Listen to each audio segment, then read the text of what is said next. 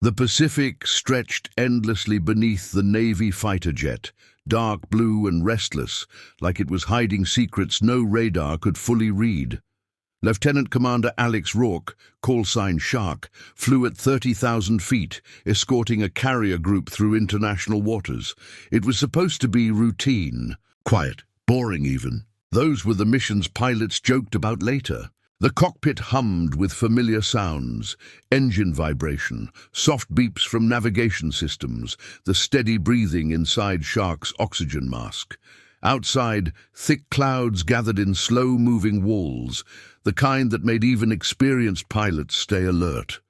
Storm cells were forming faster than predicted. "Shark, status check," crackled the radio from the carrier. "Fuel steady, visibility dropping," Shark replied. "Nothing unusual." For a moment, everything felt normal. Then the radio hissed. At first, it sounded like simple interference, static popping and fading, the kind pilots heard all the time over open ocean. Shark adjusted the frequency, tapped the panel, and waited. Nothing. "Carrier, this is Shark, radio check," he said. Silence answered him. His radar still worked, instruments were fine, but the radio, his lifeline to the fleet, was dead. Shark frowned. Losing radio contact wasn't unheard of, but it was never taken lightly, especially this far from land. He switched to the emergency frequency. "Any aircraft on guard, this is Navy pilot Shark. Do you copy?"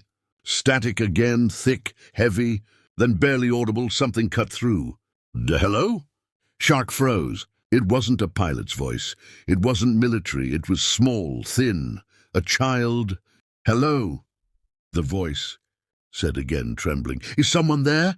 Shark's heart rate jumped. "This is Navy aircraft Shark," he said carefully. "Who's speaking?" There was a pause, broken only by faint crackling. Then the voice returned, closer now, like the speaker had leaned toward the radio. "My name is Tommy. I'm in a plane with my dad." Shark scanned his radar again. No scheduled civilian flights should have been anywhere near this airspace. Storm clouds now rolled like dark mountains ahead. "Tommy?" Shark said, keeping his voice calm, steady. "How old are you?" "I'm 9, the boy replied.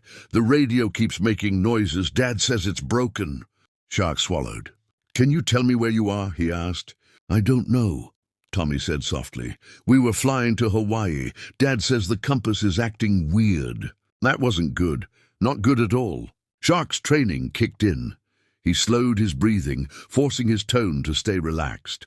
Panic traveled faster than turbulence, and kids picked up on everything.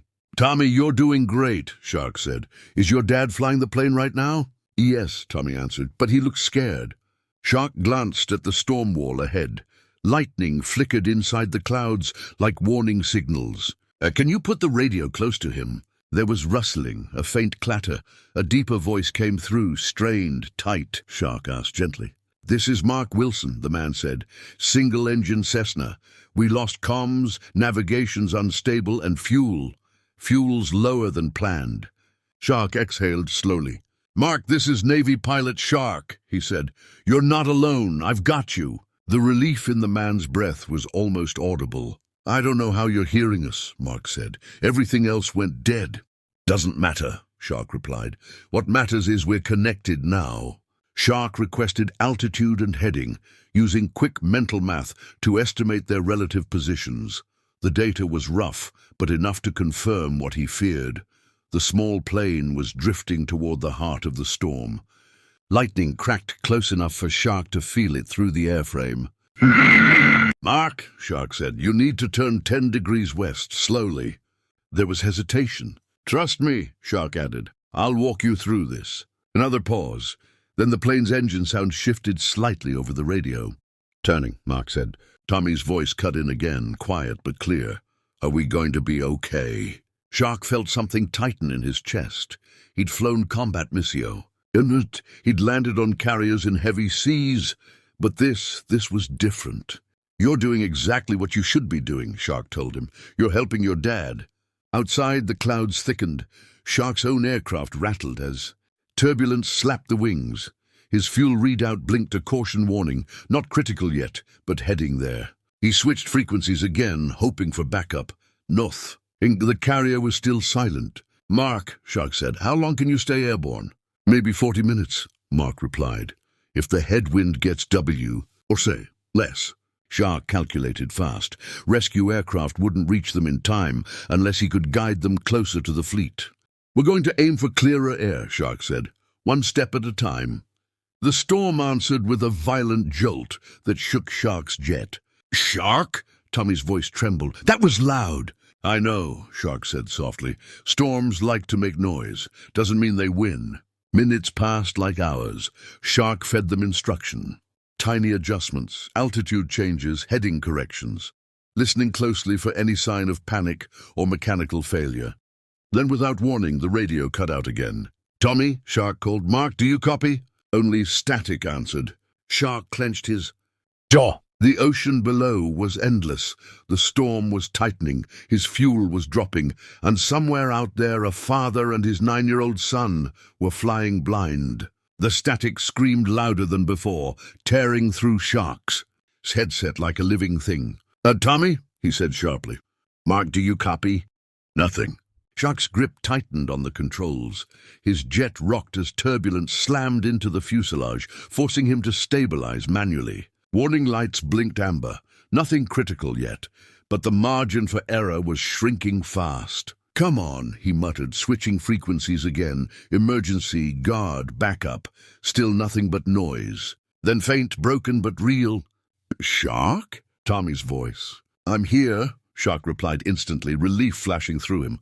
"I'm right here." The boy sounded scared now, breathing fast.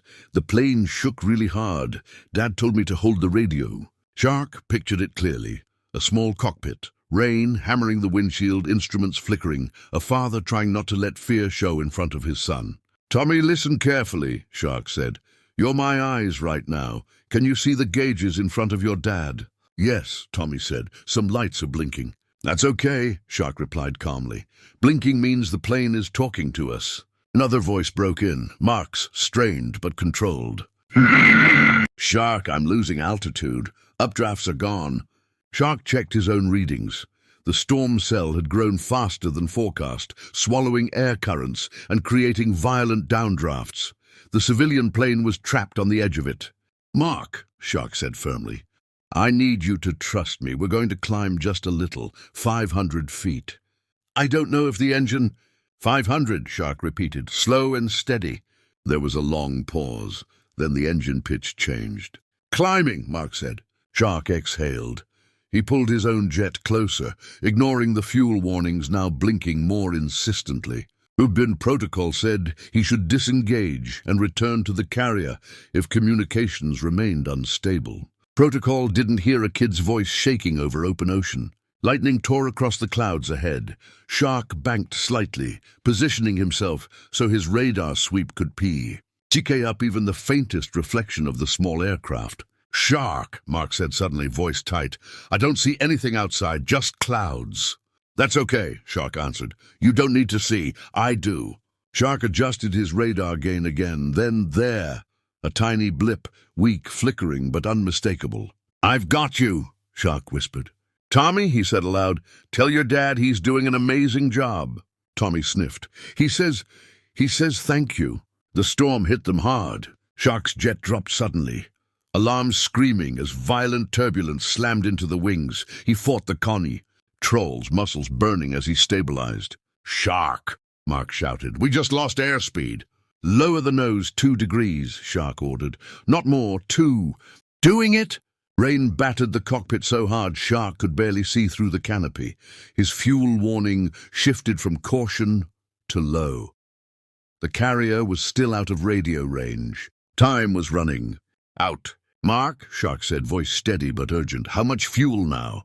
20 minutes, Mark replied. "Maybe less." Shark made the call. "Mark, I'm bringing help to you," he said, "but I need you." He broke strict radio silence on a classified frequency, pushing his jet's transmitter to maximum power. "To hold on for 10 more minutes." "I am the rescue," Shark replied. "You're sending rescue?" Mark asked. "Carrier Strike Group. This is Navy pilot Shark," he said. "I have a civilian aircraft, single engine, low fuel, child on board.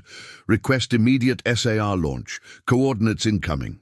Static crackled. Then blessed sound. Shark, this is carrier control. We read you. Shark almost laughed. Launching helicopters now, the carrier continued. Hold them steady.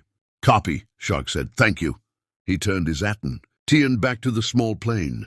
Tommy, Shark said gently, I need you to do something brave for me. I can try, the boy said quietly. I need you, T. Oh, keep talking, Shark said. Tell me what you see, tell me what you feel. Your voice helps the radio stay alive. Tommy took a breath. Okay. I see clouds. Dad's hands are shaking a little, but he's smiling at me. Shark swallowed hard. Tell him I see that smile too, Shark said. Minutes passed. Slow, heavy, endless. Shark fed constant instructions, adjusting Mark's heading inch by inch, keeping them out of the worst turbulence. Then through the rain and darkness, Shark heard it. A new sound, a deep rhythmic thump. Helicopter rotors. Mark, Shark said, excitement breaking through his calm. Help is here. I hear it, Mark said, voice breaking. I hear it. Tommy laughed, half sob, half joy. Dad, they found us. Two Navy rescue helicopters burst through the clouds like angels made of steel, floodlights cutting through the storm. One pilot's voice came over the radio, strong and clear. Civilian air care. Aft, this is Navy rescue. We have you in sight. Shark pulled his jet back slightly, fuel nearly exhausted now. His job was done. Mark, Shark said softly, follow their instructions. You're safe. Shark, Mark said, emotion thick in his voice. I don't know how to thank you. You already did, Shark replied. You listened. Tommy's voice came one last time. Shark, I'm here. Thank you for not leaving. Shark closed his eyes briefly.